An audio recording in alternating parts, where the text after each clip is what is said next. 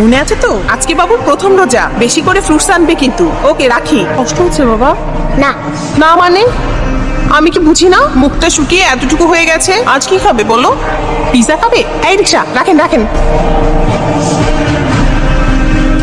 Beef Halim একটা, fish কাবাব চারটা। আচ্ছা এখান থেকে লেগ রোস্ট চারটা দিবে।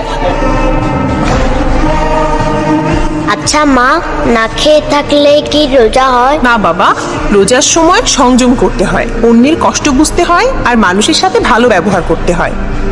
আরে এত আস্তে চালালে তো ইফতার রাস্তায় করতে হবে, জোরে চালান।